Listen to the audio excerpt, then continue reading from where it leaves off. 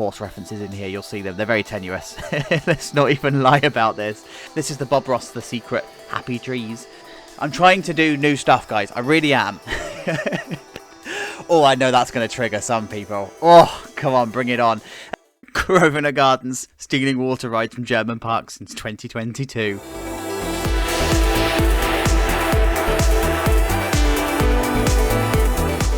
Hey everybody, how's it going? So thanks for coming along to episode number 10 of Grosvenor Gardens. We are back in Planet Coaster, we're building a realistic park and we're ripping off Gardaland, which has apparently become the tagline for the entire series. And I'm okay with that because I love Gardaland. So guys, as always, thank you so much for all of the support of the series so far. It really does mean the world to me and it absolutely helps us to find a new audience. So thank you from the bottom of my heart. In the last episode then, this is what we were building, our RMC Topper Track Woody and of course the village area that's living around it, and it just turned out so well. But do you remember back to the last episode when I was like, oh, don't look over there, the sightline's not finished? Can't say that anymore. Let's go check it out, shall we? Here we are then. We are in a western area. Now this actually won the vote last week by quite a considerable margin. It was no surprise that this was going to be, yes, it's Mammut, or a version of Mammut, which is actually, by the way, a really class coaster at Gardaland. But I'm just going to point out that for reasons that you will see later on in the future of this series, I've not used the VEKOMA track. Take from that what you will. But this is not Big Thunder Mountain, so please don't expect it to be configured in the same way that you would find Big Thunder Mountain. So I'm just pulling that out there right now. So this is our western area then. I almost backed myself into a corner, if I am completely honest, because we are now dealing with this Canadian area. The medieval area and the western area was almost configured pretty identically in the sense of the way that it's laid out. So I've tried to do some variations along here with everything that's being placed. And then I've just put some toilets over this side as well because there are no toilets servicing this run. So I wanted to keep this as close to this junction as I possibly could. So we've got some toilets that are in here. We've got a hammer swing that's going to be the supporting ride and a TriStar, so it's sitting over here. Happy days. Right, let's do the tour of the coaster then. So it's a 3 lift hill special. There we go, 3 lift hill special. It's timed pretty well actually. There's a dispatch of 32 seconds on each of these trains. And it means that they duel ever so slightly in really weird places, but really effective places. So I love how this has turned out. So this is the station area and the maintenance area. We're gonna touch on this first. This is going to be an open air maintenance area, very much inspired by Mammut, and the access to it is going to be very limited for reasons that I'll discuss when we go down the route of the maintenance area and stuff kitting out in the next update. But this is essentially it. Most of the maintenance would be done inside the station, and there's like a bit of a transfer track, and they would just move them back into here if they ever needed to service them, and then they've got access from underneath to be able to do the trains from underneath. That's what she said. And so we're going to come up the first lift hill then.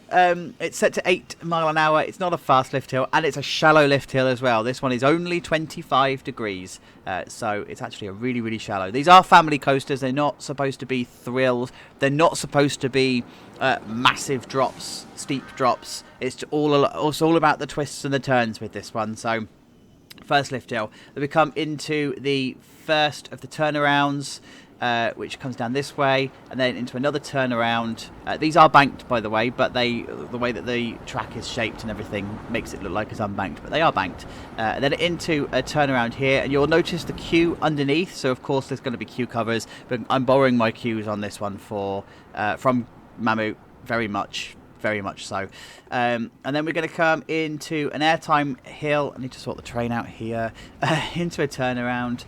And then we're going to come around this way into a like a stall turn almost. So the idea is I'm needing to kill as much of the speed as I possibly can before it reaches the next lift hill. So you do a bit of a stall turn around here into a second turnaround coming down this way, and then you enter into the second lift hill. Second lift hill is higher, so therefore you are going to build up some more speed, but that also means that the middle section is slightly longer. which is all right. We're okay with that. So you come into a dive turn this way, and then it comes down into this little G-force monster. It's actually really cool when you ride it. Into a bunny hop airtime hill, a figure of 8 this way round, and then it goes down underneath. And then comes around the back this way. So I'm going to utilise the hill and everything for some theming and stuff on this one. But it's going to come around the back of the hill. Then it does another bunny hop into another stall turn. And then it comes back around underneath this way. I'm trying to show you around this way. And then into the third lift hill. And then the third lift hill itself is much shorter than the other 3 because this is just designed to get you to the end, right? So by which time the ride is almost finished. So we do a bit of a snake pass down this way. So we go that way and then that way into a bunny hop hill, into a stall turn and another figure of 8 pass this way. And then into a final helix just to kill the speed, and then into the final brake run. So, yeah, lots of twists, lots of turns, lots of not so much speed. You know, it's not a thrill. It's not a thrilling thing. Remember, kids are on this coaster, so it's not supposed to be white knuckle thrills, but it's still going to be pretty good. So, Western theme for this one. I'm going to utilise the hill. As you can see, I've already started the terrain on the background here just to get a feel for it. I'm going to start the hill, do some of the theming, and I will catch you in a minute. Alright then, you guys, the town's coming together quite nicely. That coaster's got a little bit of character coming along and everything's going quite swimmingly. So of course, let me change that by triggering you. Yes, let's talk the big one at Blackpool Pleasure Beach, because Nemesis is not the only one getting a retrack. So is the big one, but let's be honest here. Is it really worth it? I mean, you can't polish a turd, but you can roll it in glitter, I guess. Maybe we should just let Exodus show them how it's done. Let me just let that one simmer for a moment, because you're coming for me for that one, I know that. So, this is one of those builds, by the way, where you kind of struggle. You get halfway through and think, this is really testing my knowledge and really testing my skill. And it's actually turning out to be quite worth it. So let's start over here on the coaster. I didn't want to do a lot of rock work on this one. I really, really didn't. I had every intention of keeping it quite open and quite bland, just like Mammut is at Gardaland. But the more I left empty space, the more it felt wrong. So I've ended up doing quite a lot of rock work. But it's this whole idea of a mining town, this mining theme. So you'll see that we've got lots of supporting structures and everything going on here, as if they've mined away the rock and then they're having to support the sides of the cliff faces and everything. So this is what we're going here, and they create some really awesome head chopper moments. I do need to do a full pass of the entire ride to make sure that the clearance is all okay, by the way. But yeah, I'm really chuffed with how this has turned out. And then with the rock work, you also get some really good head choppers as well. I love the desert rock. This is the first time I've properly used it in a park, and obviously I used it in the entrance area and stuff. And yeah, of course the log flume. How can I forget the log flume? The one we stole from Germany. So I actually like how this rock work comes along, so I'm starting to use this more effectively now. And lots of head choppers, lots of stuff going on. I have had to think about the escape strategy for this ride, by the way, because we've got a lift hill that is in the middle of nowhere, and if they have to evacuate from here for any point, there was no way of actually getting guests off the ride safely. So what I've done is I've just started to put a path in along here, and also some steps that are going up this way, and then it will come out to the main road here. And then over on the other lift hill, what I've done is I've introduced a second catwalk that's along this way, and then some stairs that come down from this catwalk here. So if they did have to evacuate, then you'd be able to come down these stairs and along this catwalk. So this catwalk is not the in-game one, but I'm okay with that. It's fine. I just found it on the workshop. It'll do. It represents what it needs to. In terms of these lift hills, then I did cover them off originally. They were exactly like Mammuts, and they had stuff that was covering the top here so that we could have a full cover. But I actually took them off. It looked a bit rubbish. I just liked how it was a bit more of a lattice effect here. So that's what I've done. I've kept it. And the structure itself is fully supported. And I have actually reached out to an engineer friend of mine just to check this over, to make sure that this is okay. Because I was like, well, I've got lots of track underneath here. So how do I go about supporting this bit when it's going to be intersecting with track? And he said, oh, it's okay. You just put this cross strat here, or a couple of cross strats along here. and all of the weight and stuff that's coming along from the top here then comes down and is redistributed amongst these anyway, so this should be okay. And this structure isn't going to be heavy. It's not supporting the coaster. The coaster has its own supports, so this is just supporting the structure. This is absolutely fine. So in terms of the rest of the stuff then, I've started to kit out the western town with things like the coal mine.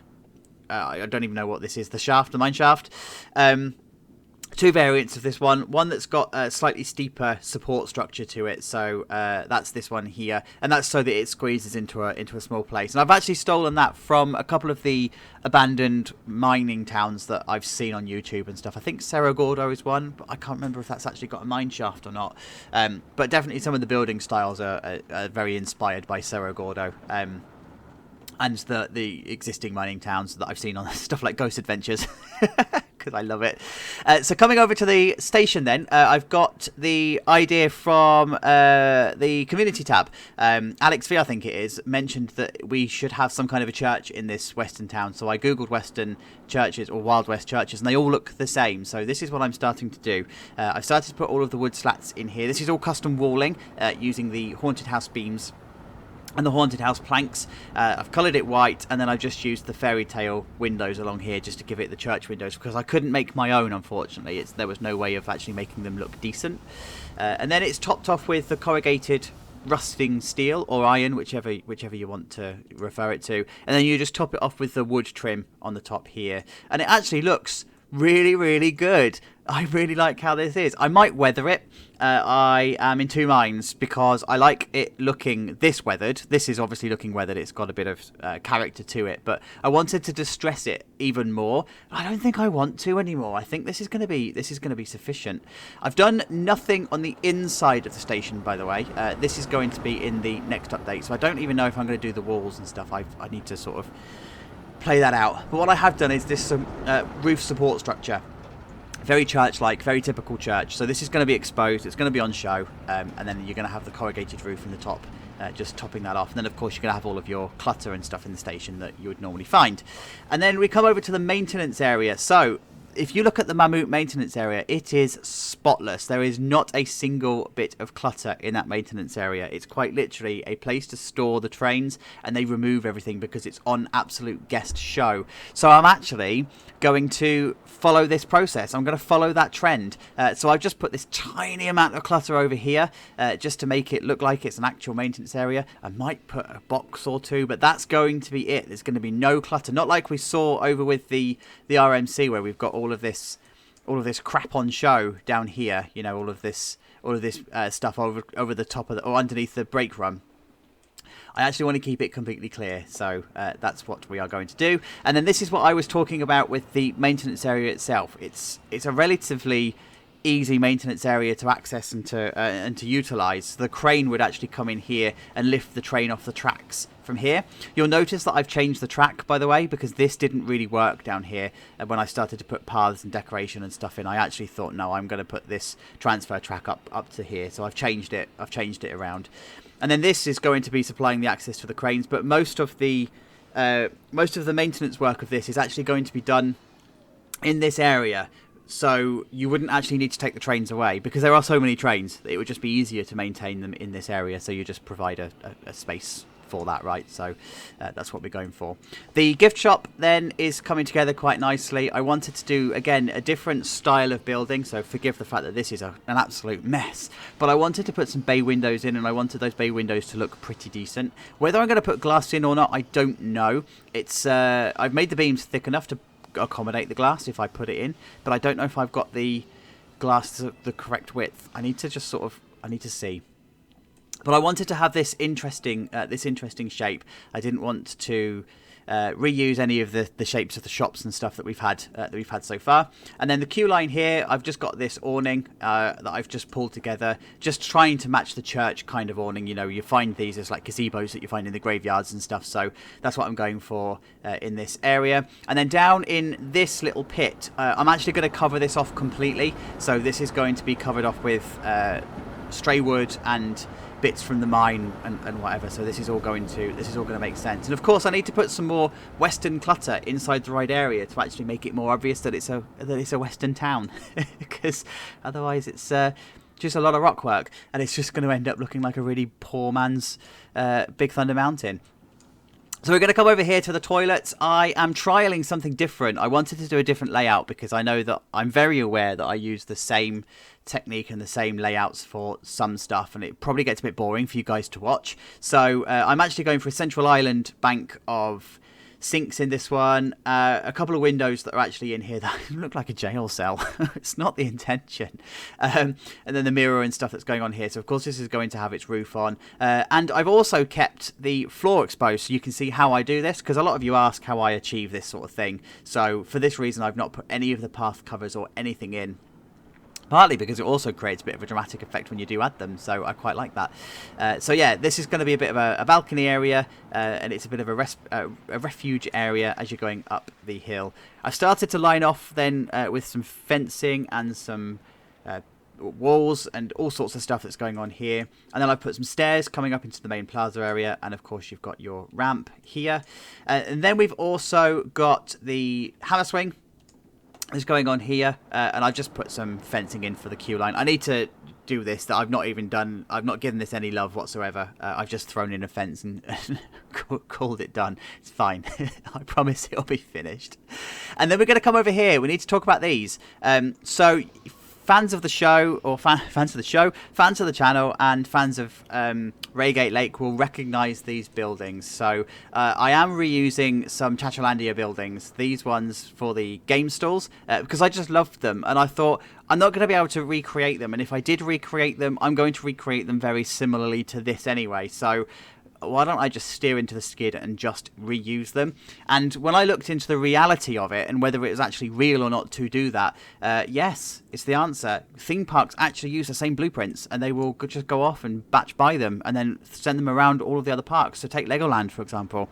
There's loads of game stalls that look exactly the same around a Legoland, because all they do is they just supply the blueprint to the builders and they go build this in whatever park they're going to. So I'm using the same principle. It's the same company that would be running all of these parks, Chachalandia, Reigate Lake, Fundy Fun Spot, and here. So of course they would reuse architecture, and that's what I've done here as well. Now this is not exactly identical to to Reigate Lake. This is a minor tweak at the moment. I need to do some kitting out and some final details and stuff on here, but this is a variation of the same building. So this is corrals, and this was the grab and go unit. I can't remember what we called it, grabby I think. So yeah, I'm reusing the buildings, but I'm using them in a different way. But I wanted this profile here because you get the sight line of the coaster in the background. In fact, you get the sightline of the two coasters in the background, and then you get the pass along here. And then I'm just making a bit more of a thing of the pass area. This is going to be a bit of a seating area where you can come and chill out and have some food. So that's me wittering on for 10 minutes. I'm glad you guys are still here. This is the town from the top, and when you see this next, it's going to be completely done. So the big one, right? Alright then, you guys, how's that for a turnaround? I genuinely had a moment halfway through this episode where I thought, this is going to be a fail. How am I going to style this out? But it actually came together really, really quickly, really, really well. I'm so chuffed with how this town has turned out. And look, we've got a full town. Love it. And we've also got a name as well. So, Boot Hill Rail Runner. And so, Alex V won the official vote this week with Boot Hill. But that felt like it lent itself more to the area rather than the coaster itself. So, I brought in the runner-up, which is by Sage Sprout. That was Rail Runner. And the two combined is the perfect addition for this area. Boot Hill Rail Runner. So, guys, thank you so much for your submissions. Absolutely perfect. And this is the town from the top then. We've got the church. We've got our shop. We've got it in the front here. We've got the grab and go unit. We've got the swing. I just love how this is absolutely come to life. And look, this is how it is on the sight line. So having a look then at the shop itself, El Shopo. It's a really, really, really bad pun. It's a really bad play on words of El Chapo, but apparently YouTube doesn't like it when you talk about drug lords, so we won't. So we've got El Shopo instead, and then on the left hand side we've got Auntie UhnTis. So for those of you that know me, I am a massive fan of dance music, so it's UhnTis. So it's Auntie UhnTis. I'm not even sorry. And so when we come inside the actual gift shop itself, it's a usual gift shop. Just a heads up, none of the screens have got anything on at the moment because whenever I try and add the images that I've got, they actually crash the game. So I need to do some investigating on making that work. I've sort of run out of time. So for now, the photo screens and stuff are empty or using what was copied over. But hey, it's fine. The actual photo kiosk itself looks all right. The gift shop, it looks all right. I'm chuffed with this. It's the whole Western take, the whole Western vibe that's going on in here. But I love how this has turned out. It's not often I get to say this is exactly as I wanted it, and I'm so chuffed with the shaping and the detail and everything. It's, yeah, I like it. I like it. And then we come over to something else that I like, and that's the church. So here is the church in all of its glory. This is another one where I had a moment halfway through thinking, this is just not going to fit into this park. And it just put the camera back, shall I? Change the camera, there we go. And I also did genuinely have a moment of thinking, this doesn't fit in with a theme. It doesn't make sense.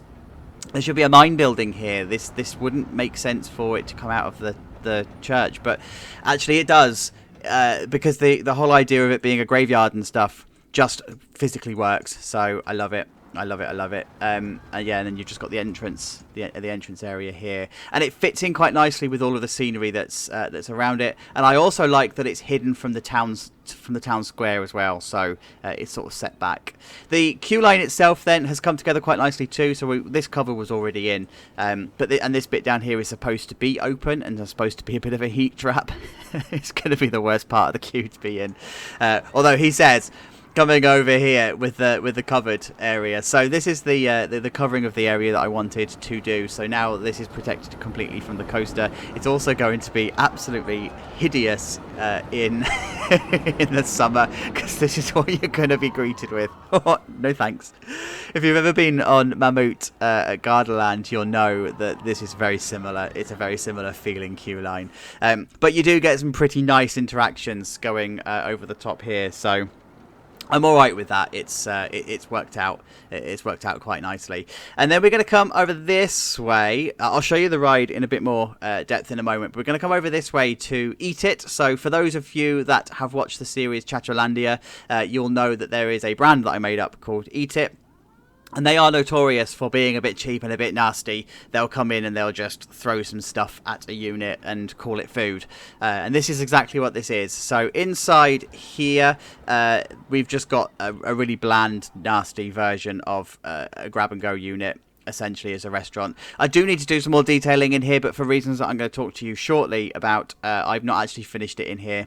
It's very similar, actually, to the Reigate Lake unit. I've kept it very similar. I've kept it sort of similar feeling because they would have just reused the blueprint, right? But the outside has had quite a lot of work done to it now. So I put the windows and everything in. I've made the windows all make sense. We've got posters and stuff that are living in the windows. We've got the signs. I've just done some touching up. I didn't realise that my work in Reigate Lake was a little bit shoddy. I'm not gonna lie.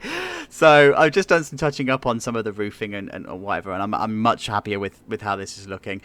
You get a really great sightline of this coaster in the background, by the way. I love it. And then whatever's going to come in this area as well is just going to top it off quite nicely. So really love it. And I think we're about to have the coaster coming around. There we go.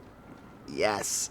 And then this unit is also finished to an extent. I do need to put some signs and stuff on here, but I'm holding that back purposely for reasons, again, I'll tell you about shortly. I keep teasing this. You're going to be so disappointed. And then over to the hammer swing. No name yet. Members of the channel, you know, the ones that click the join button, the £1 a month say thank you tier, you guys will be naming this. So if you want in on that, it's not too late. You've got until the end of the series to do that, so please do if you're not already. But ultimately, I've just done all of the queue line and everything in this area, put the initial signs up and stuff. But as I said, it's got no name. And just how much of a difference does all of this plaza area make? Like, just the addition of one single texture for all of the path just really tidies up the area. I absolutely love how it turns out. If you want to know how to do that, by the way, episode 2 and episode 3 of the Top Tip series that I did will teach you how to do this. And this also works in Planet Zoo as well, so if you are a zoo player, you can also use those techniques too. I wanted a central focal piece in this town, so this is what I've come up with. It's just a carbon copy of the other stuff that you find in the ride area, right? So it just absolutely makes sense. But I wanted something to break up the plaza area, just like I did with the pirate area, because it just needed something. And it creates an awesome near miss on the Screaming Swing as well. I think it just misses. Yeah, it does. I was like, I've never actually checked. Probably should. There you go. Near miss. Absolutely love it. So coming down to the toilet area. The toilets have just been touched up. I was in two minds as to whether to make this a picnic area. You're not exactly going to want to have your lunch outside of the toilets overlooking the brake run of a coaster, right? But sometimes you do just need to sit down, and this is what we've supplied. And then inside the toilets itself, there we go. I've just done some decorating and stuff. Please ignore the tree. I've just realised I've got some clipping I need to fix. But I've just done some decorating, so some different wall textures, different floor textures, and just sort of like varied it out a little bit just to make it all make a little bit more sense. Forgive the pathing. It's just because it's raised path. I couldn't get it to be ground level, so it is what it is. You're going to see the curb. You just have to squint and not look at it. Don't look where I'm pointing. So yeah, just finished off quite nicely in here. And on the outside, it's got actually a little bit of a fairy tale theme vibe to it, but I did want it to be a bit of a transition area between the medieval area and this western area. So this was the style that I ended up with. And you do actually get a pretty decent view of the brake run from here, and the church and the stuff. Like, it's not a hideous view. It's just not the it's not the view you would choose, because coming over here, we have this area for that. So we've got the view of the drop and everything that's coming down from this way, this turnaround, and then this turnaround here that's actually got some effects triggered to it. So this, as the train comes round, will sound a bell, and then it's got some steam that comes up. So I just wanted to make that an actual thing. I don't know where all the trains are. Oh, there we go. There's one coming now. I don't know if this is the one that we're waiting for. Yes, it is. Oh, look at this for timing. Ding ding. So yeah, it's the only animation I wanted to put on here. There are other effects like smoke and steam and stuff that are going on here, but that's the only triggered one. I didn't want to go overkill. I could have gone overkill, but yeah, I didn't. And in terms of the actual ride itself then, when the three trains are running efficiently, so when I filled the park with guests, when these trains are running efficiently, they do actually duel, all three of them, and they all meet at this point here. I put a post up on the community. If I remember, I'll stick an edit in here and I'll show you the post of them actually dueling. But it looks really, really, really cool, and it actually adds to the excitement of the ride. And then you can also see that I've started to dapple out the rockwork and everything with some foliage, because that's what I did on the... Do you remember the log flume I did? That's what I did over on the log flume, and it actually breaks it up quite nicely. When in the last update it was a bit OTT for the rockwork, it was just too much. But now I've put all of the detailing in and put all of the foliage and stuff in. It's broken it up quite nicely. This now feels like a proper area. And so I think that's everything that I need to show you for this. Let's just come back down to peep level so that we can actually see stuff, because from this kind of view here, where you're looking through the mine shafts and the shop and everything that's on here, this lift hill suddenly makes sense. So, like, even I sort of had a moment halfway through the last update going, I don't even know why this is here. It just doesn't. It just feels out of place. But now it actually feels like it's in place. And especially as you walk this way, past the games units on the right hand side, past the queue on the left hand side, it just dominates the skyline, and it's exactly as I wanted it. Exactly as I wanted it to be. And if we just turn around, then you get a really good view of the hammer swing. The Screaming Swing over this way, and then all of the games and stuff. And then you look back and you can see, let me just get a slightly different camera, you can see the tops of all of the other coasters. So there you go. And that's timing.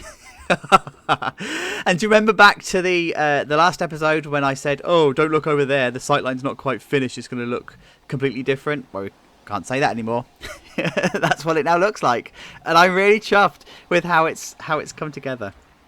So this is the area from the top then, as we've already seen. I've been talking to the members about the next episode. I need to swap up the schedule that we're doing for the next episodes, because we've decided that actually we could fit something in here that I think you're going to get quite hyped about.